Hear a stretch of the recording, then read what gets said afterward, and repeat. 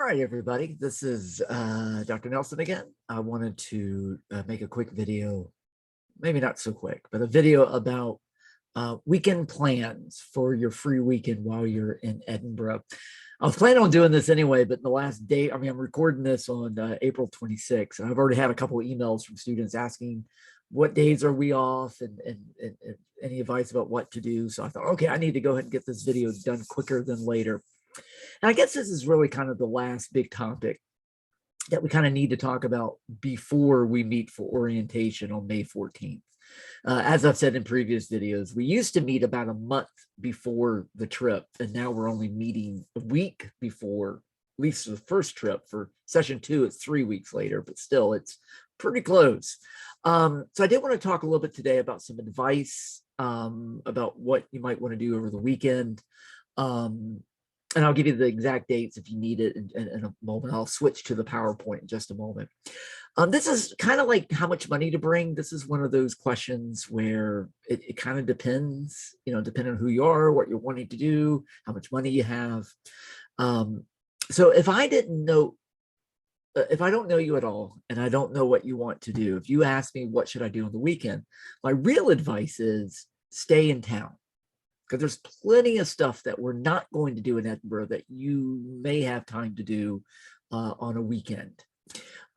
Also, you're going to save some money that way and save a little bit of a headache.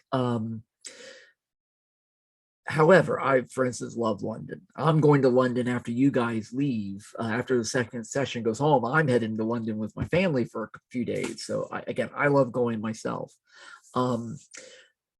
And when I first started this program, I used to really push students going to London on the weekends if they had enough money. But over the years, I still recommend it for some.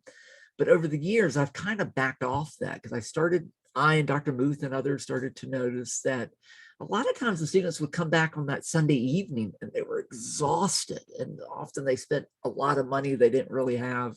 Sometimes they didn't get to do what they wanted to do because they hadn't really done the planning they needed to do.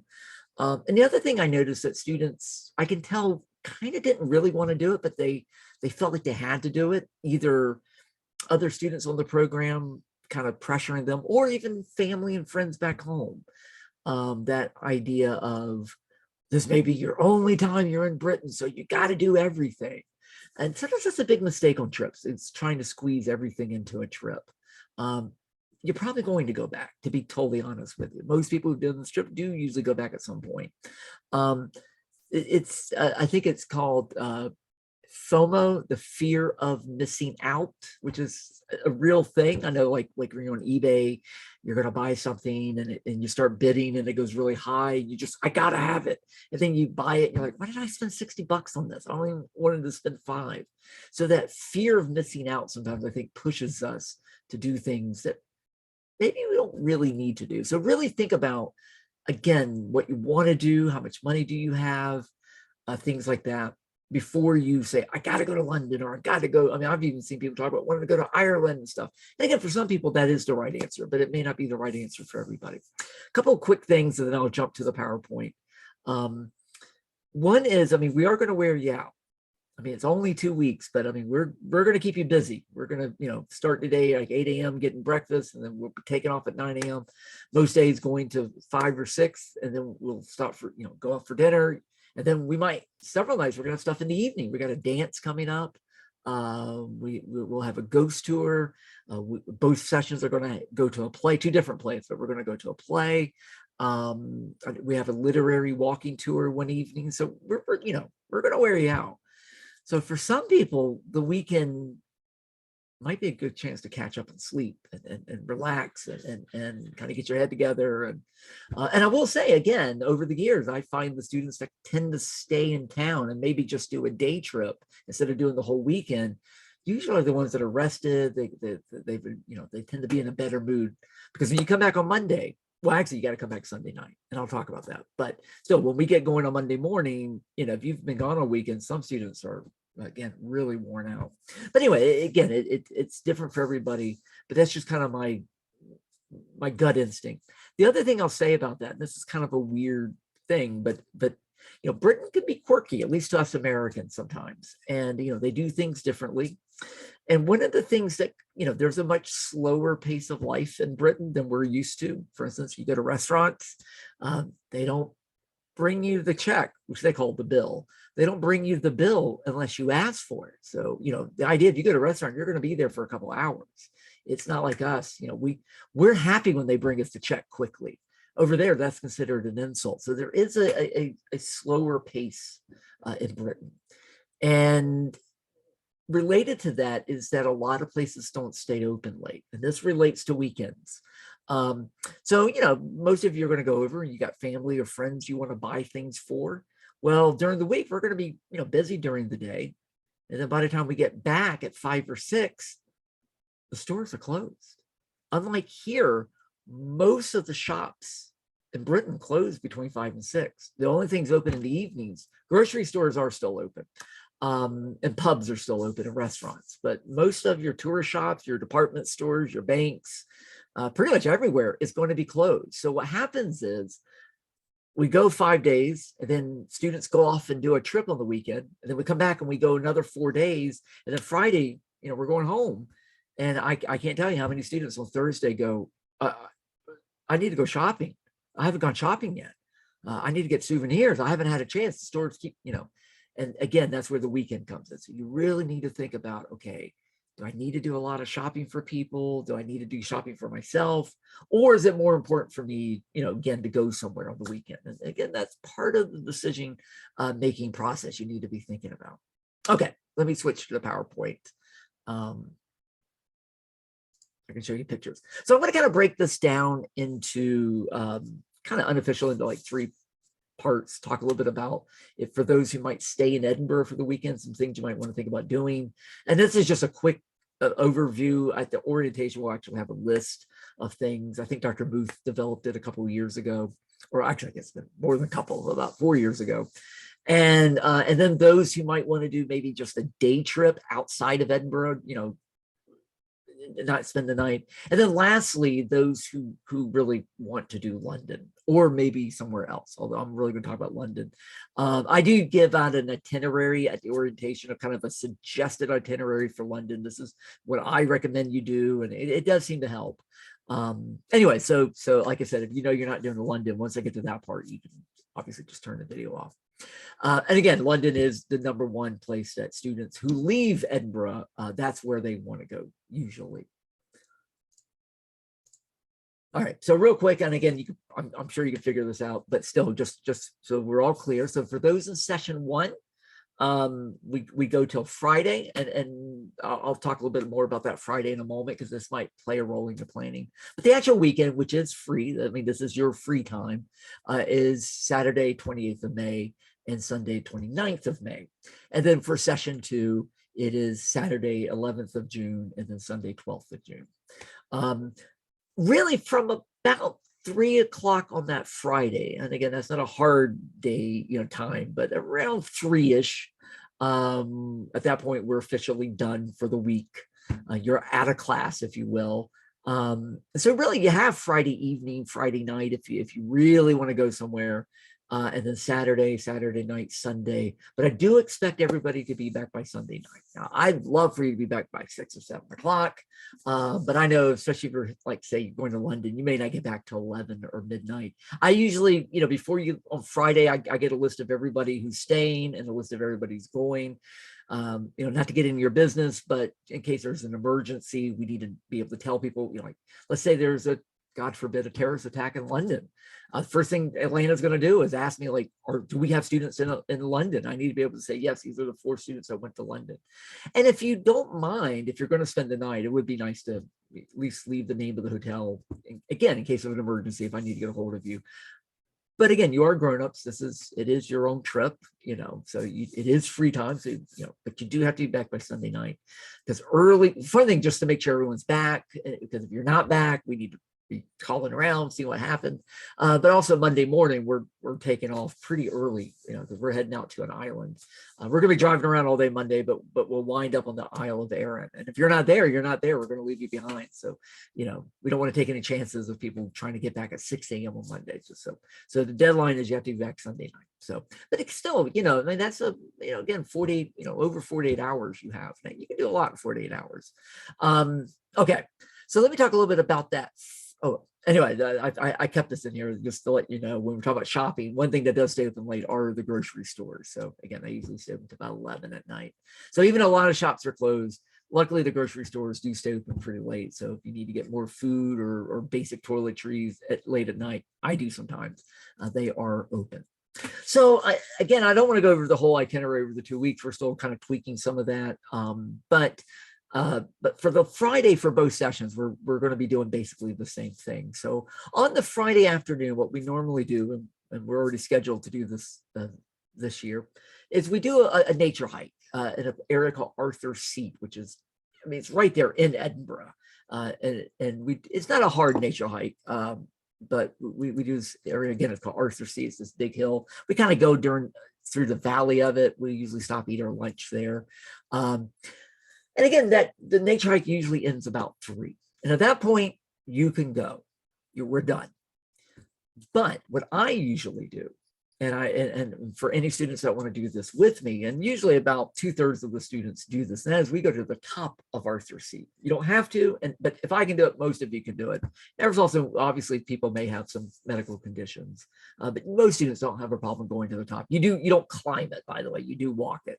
I had a student one time really thought we were going to be climbing it. It's not that bad, but you do get incredible views of the city from the top of Arthur's Seat, and go up there, get some nice photos, and then walk back down. These are just some photos from various years. And then once we get done doing that, again, these are just various students going to the top. This is the very top of Arthur's Seat. So you can see a pretty big group of students did that year. Once we're done, again, you can just say, okay, I'm done. I'm out of here. Now I'm going to head back to the hostel. But if you want, what I do, and usually the other professors do as well, is we just keep walking. So you have Arthur's Seat. I mean, you can't really see me, but we have Arthur's Seat and kind of around the back of this. And it's about a 20-minute walk, along the sidewalk. There's a little community called Duddingston. And there is a pub there. It doesn't look super old. It looks like maybe a 100-year-old pub, but it's actually the oldest pub in Scotland. It goes all the way back to the 1400s. And it's a great little restaurant, a nice little pub. And so we just walk to there. It's a cute little village. It looks very English, actually, like a cute little English village. The Sheep's Head Inn. And, we'll have, dinner there, maybe a cool refreshment after walking all day. They even have what they call Skittles, which is a kind of an early version of bowling. And in fact, it's one of the few Skittles court that are still around. You can actually, you have to pay a little money, but you can go there and play a little game of Skittles. Again, it's kind of like bowling. And apparently King James IV used to go there and play Skittles. So it's just a nice little evening.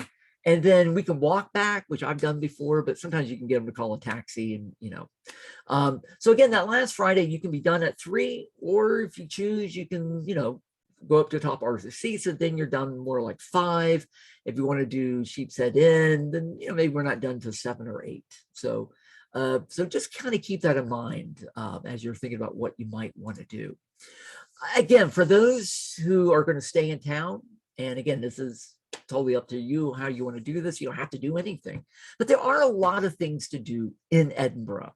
And like I said, over the years, we've kind of got where we're really kind of recommending this to a lot of students. Like I said, the first few years, students felt like they had to get out of town, and some of them really did regret it. But I'll give you some images of some of these in just a moment. But we do have a zoo. There's tours you can do of local areas, including the local castle. There are various walking tours, obviously plays, concerts, comedy clubs. There's something called the Edinburgh Dungeon. I don't have a photo of this, so I'll tell you real quick. It's kind of like a show and a ride. It's really hokey, but it's kind of fun. And you ride this little ride through, and they do these little, it's basically all the horrible history of Edinburgh, witch trial, murders and all that. It's kind of a goofy, fun thing to do, and it's very touristy, but students do get a kick out of it. our dynamic earth, I'll show you that in a moment. Various walks you can do. There's some gardens. So again, there's actually quite a bit. And none of these we're doing as part of the group. These are all things in addition to what we're doing. I think the most popular thing I find students want to do is the Edinburgh Zoo. It's a little ways from where we're staying, but you can take either a taxi or the local bus and get there. It is one of the oldest zoos. The oldest zoo in the Western world is London Zoo. But this is up there. I think it's like number 5 or 6 as far as zoos goes. I think it is a small zoo. I think one of the big things they do is they have this, what they call the penguin walk. They've been doing this for 100 years, certain time of day, and the penguins literally, they walk them around.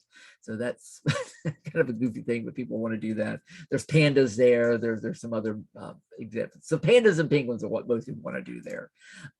Our dynamic earth is something that was built about 20 years ago. Since the modern study of geology started in Edinburgh, actually at Arthur's Seat, which is what you see behind this building. They do have a big exhibit about geology. So something you might want to do. I don't think I've ever had a student actually go here, but nonetheless. You can also take a bus to the edge of town, which is right on the River Forth.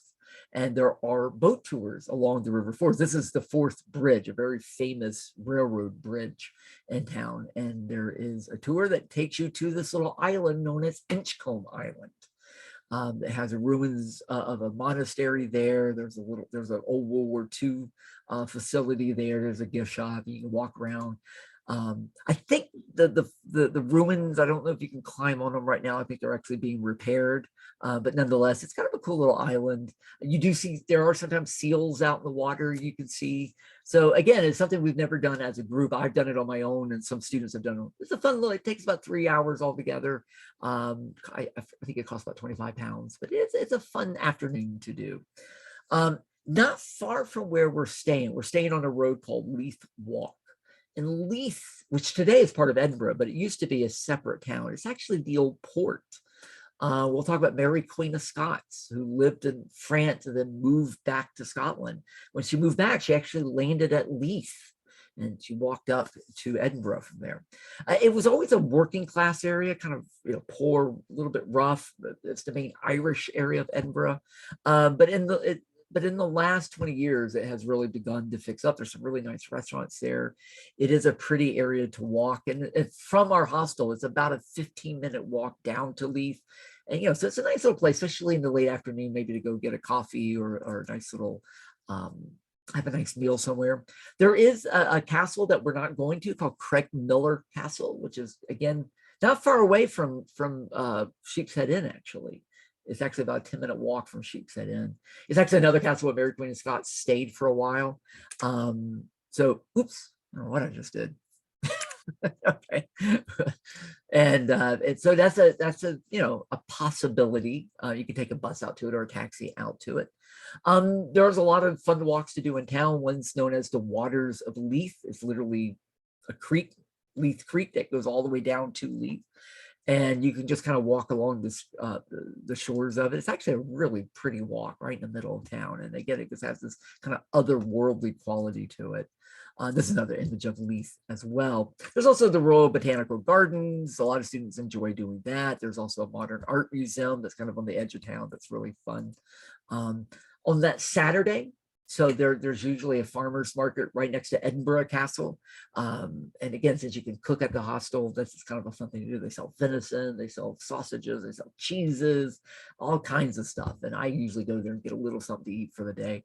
I like this image on the bottom because we're going to the Owl of Erin on Monday. And Owl of Erin is quite well known for their cheeses. So they actually do sell their cheeses at this farmer's market. There are comedy clubs. Again, we're going to do a play. Session 1 is doing Wuthering Heights, and session 2 is doing Sunshine on Leith. But there's other plays that are playing in town. You might see there's concerts. Again, there's comedy clubs. This is one about a mile. They're called The Stand, which is about about a block from where we're staying. Of course, there's plenty of restaurants, and we're going to have an opening meal when we first arrive. But other than breakfast, the other meals are on your own. So this is a good chance to really kind of try out some of the different foods in Edinburgh. Another thing I like to do is the thrift shops.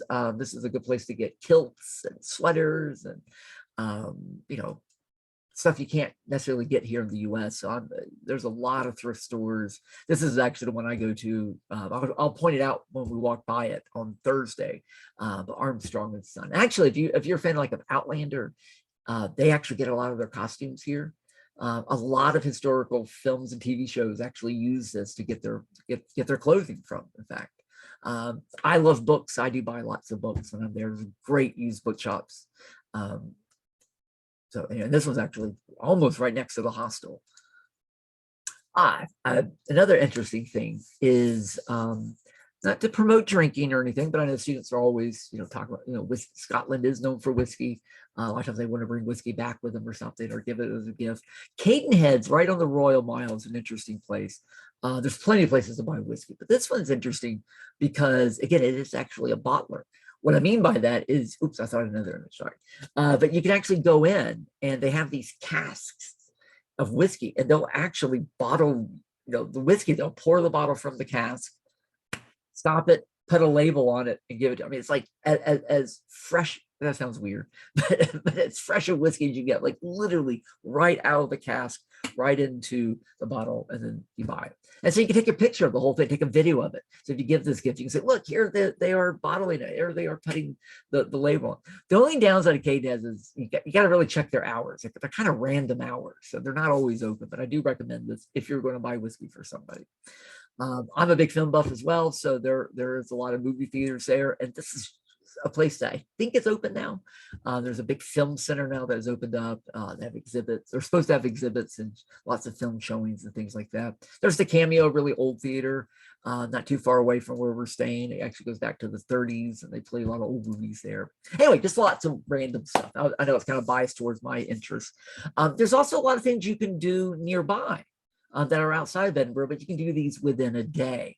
Pitlochry, which is a town about 2-hour train ride. It's kind of at the foot of the Highlands. There's actually a really cool theater there. They do plays every night. Lots of nice tour shops. You can hop on a train, 2 hours, walk around town a little bit, do some shopping, see, you can really get a good view of the Highlands, get back on a train, come back to Edinburgh. 5 hours, 6 hours. St. Andrews, I'll talk more about that in just a moment. We usually do St. Andrews as a group. This year we're not, and I'll explain why we're not in a moment. There's also a place called North Berwick that's really close. That's a really fun place to go to. York, and of course Newcastle in northern England. So I have pictures of all these. So basically the way you'll go to all of these is using the train system. Edinburgh has 2 main stations. Waverley is the one really close to us, so you'll use Waverley. And again, you can see Edinburgh is where we're staying. We'll be in Glasgow the second week. So you might want to go to Glasgow, but we'll be going as a group on the second week. But again, you can see, St. Andrews is about a 90-minute train ride away. You can go to Perth. You can go down to the borders, like places like Melrose, see Walter Scott's home. So there's a lot of little places that you can do. And some people do go a little further out. Some people go all the way up to Inverness. But if you're going to do that, you do need to spend the night. That is not something you can do in a day. It's far enough away that you will need to spend the night to come back. Of course, Inverness is known, it's next to Loch Ness. We used to go there as a group, and it's just so far away. It sucks up the whole day, so we don't do that anymore. So I've had students in the past that will go that far, but if you're going to do something overnight, you do need to plan. Most of these are things you can just do at spur of the moment. I mean, you can decide on Friday that you want to do these things. But if you're going to spend the night, then you do need to do some pre-planning, especially because it's going to be in the summer. But again, the train system will, by this point, we will have taken the train once as a group, so you'll have some experience with this. We'll be doing more trains the second week. But the system is very easy to use, and I can help anybody buying tickets and things like that.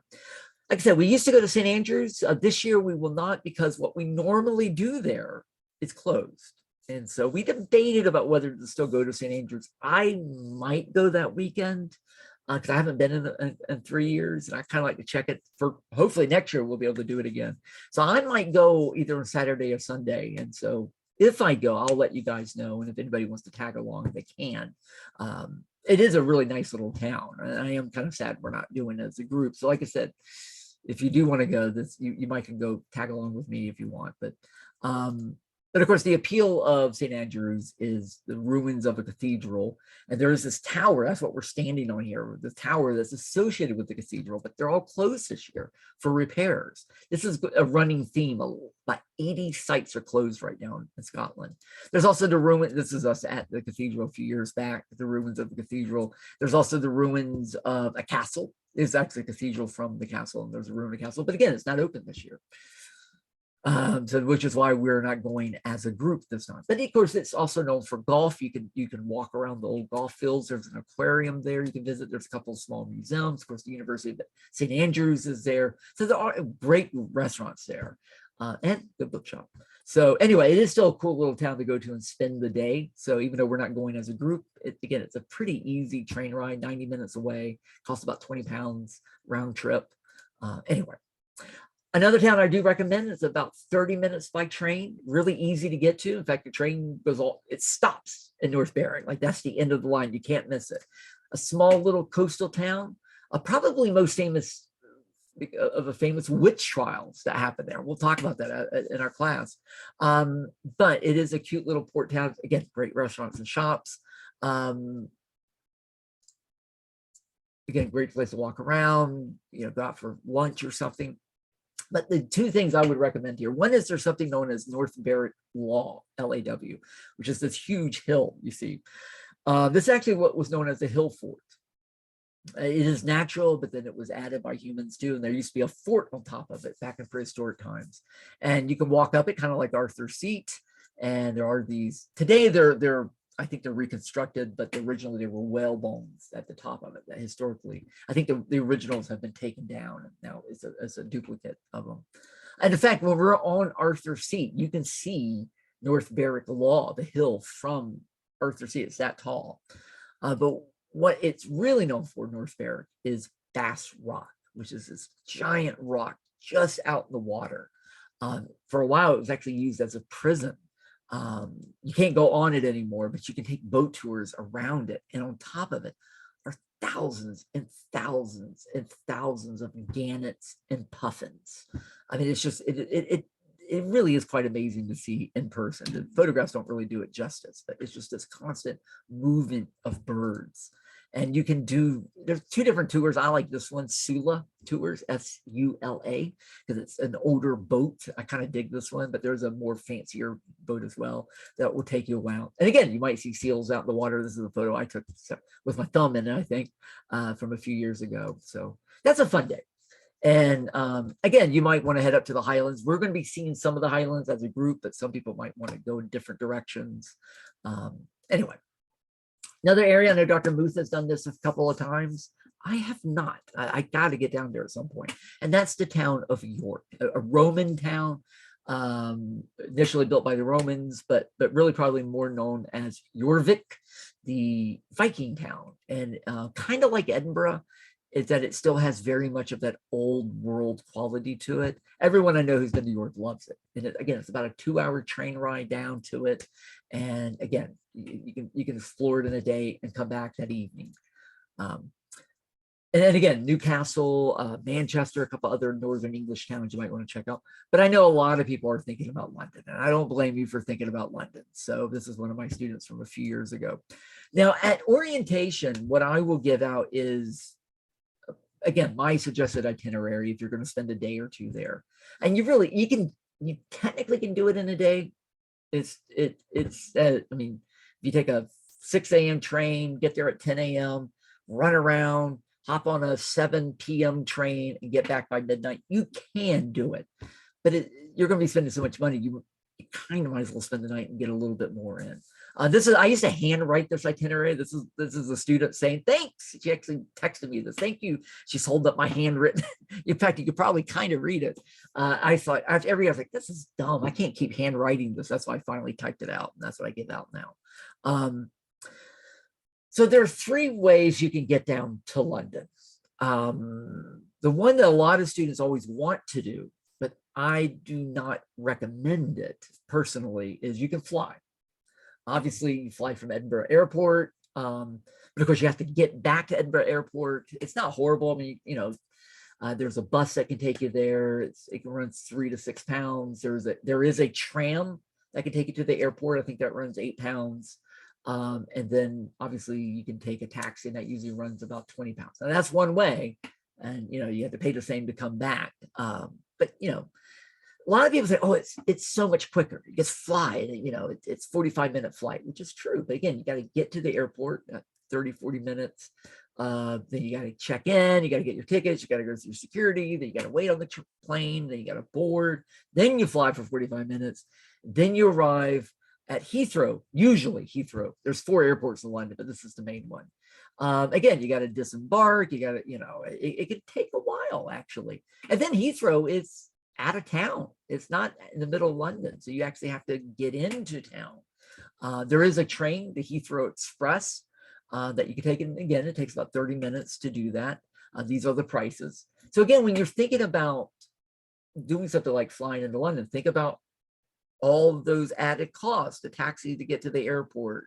Again, the cost of getting from the airport in London to central London, which is where you're going to want to be. Taxis can be anywhere from 50 to 100 pounds coming from the airport, especially on the weekend and summer.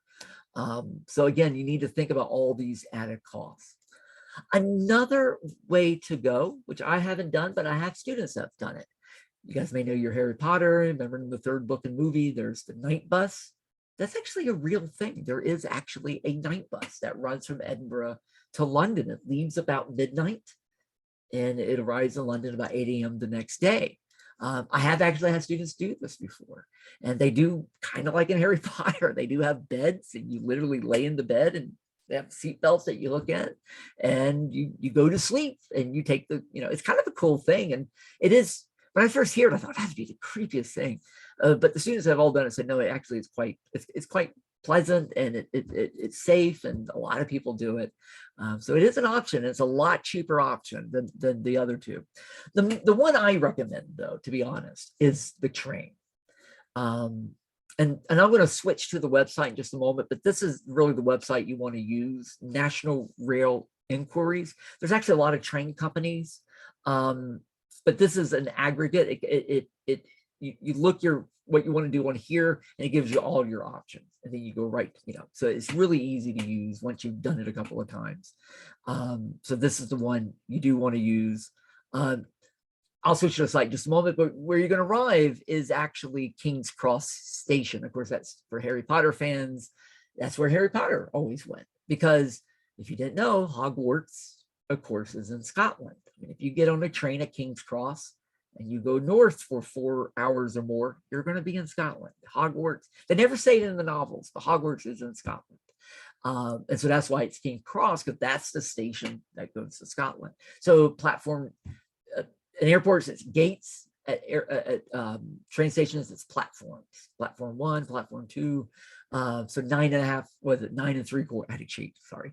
9 3/4. And they do have a little thing set up so you can get this is one of my students. Here's my son from many years ago. He's 16 now, so this is a long time ago. But again, you can get your photo, it's free. And they do have a nice Harry Potter shop right next to it. You can do, oh, I forgot, I didn't mean to keep this in here. This is something else we did. This is a Doctor Who thing we did years ago. There's my son, back when he was a little kid pretending to be Harry Potter. Anyway, but King's Cross is where you want to go. There's actually a station right next to it called St. Pancras as well. They're kind of right across the street from each other. So the underground system, the subway station, is right there for both of those train stations. So again, this is King's Cross from the outside. So once you arrive, so the great thing about trains, let me back up. The great thing about trains is, because you can walk to the train station from the hostel, you take your backpack, you do need to pre-buy your ticket, and then you just get on. I mean, you don't have to go through all the security. You literally just get on the train. It takes off. You can sleep on the train. It is about 4.5 hours to get there, so it's not but there are early 6 a.m. trains, and you can sleep. You can buy food on the train. You can eat. There's bathrooms on the train. It's actually quite pleasant. You get this beautiful scenery. You can see England as you're going down. You arrive probably about 10 a.m. And then again, right there at the train station is the underground, the subway. And so you can go right to the train station, get on the subway, and get right to where you want to go. And the little itinerary I give does actually tell you which stations you need to go to. really easy. So there's no going from the airport into town. I mean, you're in town already. You're there. In fact, the British Library is about a block away from it. British Library is really cool. It's where the Magna Carta is. They have J.K. Rowling's original manuscripts. They have the Beatles lyrics there, and it's free to get in. And it's just a block away from the train station. Anyway, let me get out of the PowerPoint here just for a moment and get to a website here. So again, this is the National Rail website. You can see they're telling you that there's a disruption of one of the rail lines. For Edinburgh, in fact, you can just type in EDI. You see that comes up. That is actually the Waverley Station. Edinburgh, just Edinburgh is Waverley Station. That is the station next to us. Obviously, you're going to London. If you're doing London, I mean, you can also do, again, York. Oops, can't type. York, you know, type all that in. And again, you start typing in, they give you the options. Here, you might as well go ahead and just click King's Cross, because you know that's where you're going to go. And then you just click in the date. Let's see if I can actually remember the date. Okay, first session will be May 21st. Let me get to a little bit about terminology. We say round trip tickets. They call them return tickets. They're single tickets. Now, you and I would think, well, that means one ticket, like one person. But because if you think about it, if you're doing round trip, you have a ticket to go out and then a ticket to come back. So if it's a single ticket, it's only the ticket going out. But if you're going to also return, you get a return ticket. And then you can say, I need a return ticket. That's the exact same thing as saying, I need a round trip ticket. It's just a weird terminology, but sometimes when you're doing stuff like that, if you don't know that, so you would click return, because obviously you're going to come back. So you just click return. And then obviously if you're in session 1, you need to come back on Sunday. Now, this will screw up everybody if you're not careful. In Britain, they use military time. So you know, we go 1 through 12 a.m. Then we start back 12 to 11 again, right, for p.m. They just, you know, they use military time. So it's 1 o'clock. 1 o'clock is 1 a.m. 2 o'clock is 2 a.m. 11 o'clock is 11 a.m. So when you get to the afternoon, 1400 is 2 o'clock, 1500 is 3 o'clock, 1600 is 4 o'clock. So you kind of got to know that. So it can screw you up if you don't remember that. So let's say, we'll just say 2 a.m. There won't be a train 2 a.m. But the trains, that's the one thing I'd be careful with London in particular. Trains only run so long. Usually the last train out is about 7 o'clock, maybe 8 o'clock at night. So if you miss that train, guess what? You're going to spend another night in London. So you do need to be very careful. So try not to buy a ticket for that last train. Try buy a ticket for one of the earlier trains. Therefore, if you miss it, you still got another train. So let's just say 2 a.m. just for right now. You'll see what comes up. But for the return ticket, again, you need to make it a little bit later. Let's say 1700. That's 5:30. So that's pretty good. So we'll click go, and you'll get your results. But I'm going to go ahead because I've cheated. I've already done this. So here is the search for, I can't see my date. This is for actually session 2. This is for Saturday, June 11th. And so you see, it gives you all this. There's actually a train leaving at 5:30 in the morning. That's not bad. And it gets right at 10 a.m. Again, at King's Cross. This one actually looks like it's only 30 pounds. Now that's the single that's going out. So that's actually a pretty good price because it is so early. That's actually an amazing price. You can see most of them are more in the 40 and 50 pound. Remember, these are pounds, of course. And if you're doing later trains, again, they do get a little more expensive. They can be as many as 70 pounds. But that's a single. And so again, to come back, it tells you what the cheapest price would be. So if you're going to do one return ticket, 370 pounds, that's crazy. But you can get 2 singles for 82. So you would select that. It's already selected for you. And then you have to select the return. And this one's already selected for you. And again, for 82 pounds, but you might want to do a little bit later. So maybe you select that one.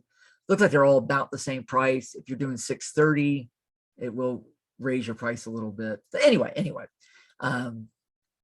But most of the time you're going to just do a return ticket. But in this case, it actually is cheaper to get 2 singles, one going out, one coming back. But again, think about your times, not only your departure time, but also when you actually get there. And again, think about when you're coming back. So again, even leaving at 6 o'clock, you're not getting into 11 p.m. at night. Leaving at 4:30, you're getting in about 10:15. So it's going to be a late night coming back. Let's see what the latest train is on June 11th. So the latest train is 7:24. I know you're going, wait a minute, isn't there a later train than that? But you know, these are 11 p.m. or actually that's not 11 p.m. That work. I can't even do my math there. 9. That's 9. Anyway, but you notice it's 7 hours. You won't be back in time to make the trip. So you can't be leaving later than 7. Anyway, just check your times. I don't want to keep talking about this. Here's another one I did for the for session 1. Again, it's about the same prices. Again, there is actually a 5:30 train, a 5:48 a.m. I would definitely take one of those early trains to maximize your time.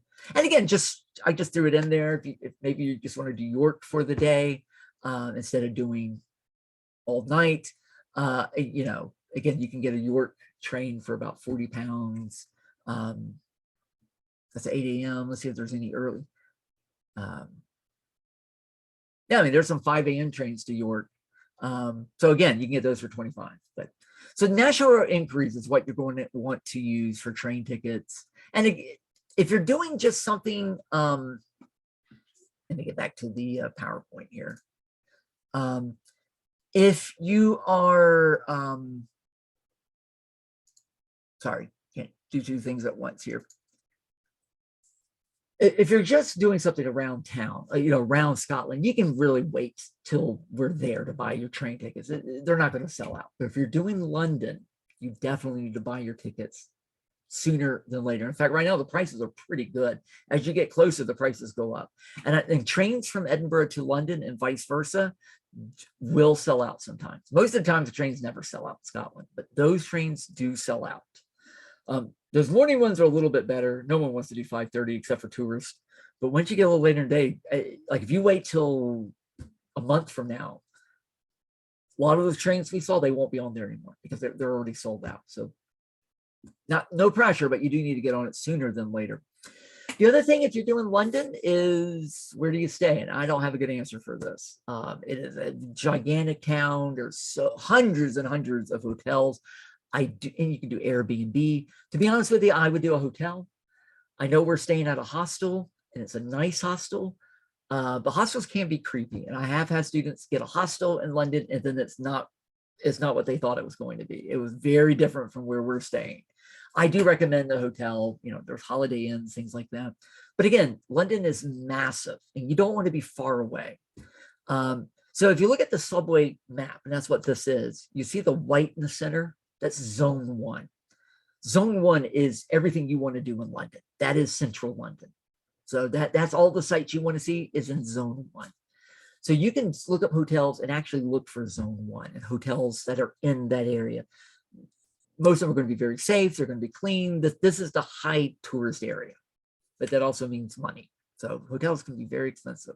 So if you're going to London, see who else is going to London. Maybe you can team up and share a room or something. So again, you'll be coming in at King's Cross. This is another subway map. And again, this is zone 1. So King's Cross is kind of at the north end of zone 1. And then it goes all the way down to the Thames River. And again, kind of looking at a different way of looking at it here. You know, you can see Buckingham Palace over here. Then, you know, again, King's Cross is up here. The British Museum, and then along the Thames River is Parliament and Trafalgar Square and the museums and the Tower of London. And again, all of this is really just a couple of miles. You can walk all of this in half a day. I mean, it really is. It's really tight because again, it's the old city. It's a really small city. So this is zone 1 that you want. So again, the itinerary I give you tells you which stations to go to because it can be very confusing. But again, I don't know if you can see my mouse or not, but at the top you see King's Cross. I recommend that you go from there to Green Park. And if you get out of Green Park, that's right at Buckingham Palace. Get some nice, cool photos. I would not do the changing of the guard. It takes forever. The crowds are massive. It's really not worth it. It's not that cool. I promise you. It'll suck up two hours of your day. That's just my advice. See Buckingham Palace, take a couple of photos, get back on the subway, or just simply walk from there down to Westminster. And that's where Big Ben is. That's where the great views of the Thames River. You can walk from there to Trafalgar Square, which is all the lions, the big tower. That's kind of the center of London. There's a great museum there. You can hop back on the subway, go to Temple, and then walk from there throughout Old London, and then make your way all the way to Tower Hill, where the Tower of London is. And you've kind of done London. And it'll take you a full day to do that, but you can really do London in a day. Spend the night, enjoy the evening, go see a play, get up the next morning, do a little more sightseeing, hop on the train at King's Cross, and get back in Edinburgh by late that evening. Again, I have an itinerary that gives you the stations. I don't expect you to remember this from this terrible PowerPoint, but I'm just trying to show you it is doable. And then again, this is zone 1 we're looking at here. So you really want your hotel to be somewhere in this area. You'll get cheap prices, but if it can take an hour within London. If you're far enough out, it can take an hour to get to where you want to be, and you don't want to waste that kind of time. Again, sites like the British Museum, which is most of the museums are free, both in Edinburgh and in London. So there's lots of cool sites to see. Anyway, that's it. That's some of my advice for the trip. The biggest thing is think about what it is that you want to do. Think about your money. Again, you can end up spending a lot of money on a weekend trip. It may be worth it to you, but really think about it. And again, like I said, there's no shame in not doing London, because there's plenty of stuff to do right there in Edinburgh. And I do know a couple of you are thinking, I've seen people on Facebook talk about going to Ireland. I have had students go to the mainland of Europe. It's your choice. It can be a headache, and it can be very expensive. If you do Ireland, go to Dublin. You can fly from Edinburgh straight to Dublin, enjoy the city of Dublin, and then fly back the next day. Again, you do need to pre-plan that. You need to get your hotel. I do not recommend trying to go to the mainland Europe. Students have done it. We had students go to Amsterdam one time. They barely made it back, and they did not have a good time. It was miserable, apparently, because all they were doing was running around getting lost. So don't get too ambitious, but London is definitely doable. Just think about your budget. Do you have time? And pre-plan. If you have specific questions, you can always ask me or Dr. Muth or Dr. Simmons more. But if you think you might do this, post it on Facebook, see if some other students respond, and maybe you guys can plan together and share some of the costs together. All right, there you go. Hopefully that helped a little bit. And again, I'll be covering some of this at orientation. But again, with something like London, you do need to be thinking about it now, not a week before we go. Okay, guys, thanks. And I think this might be the last video before I see you guys. So I'm looking forward to seeing everybody on May 14th in Macon.